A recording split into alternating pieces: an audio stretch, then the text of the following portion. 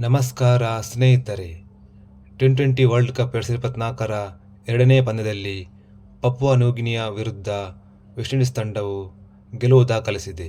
ಮೊದಲು ಬ್ಯಾಟ್ ಮಾಡಿದ Papua New Guinea ತಂಡ 20 ಓವರುಗಳಲ್ಲಿ 8 ವಿಕೆಟ್ ಕಳೆದುಕೊಂಡು 136 ರನ್ ಕಲೆ ಹಾಕಿತು.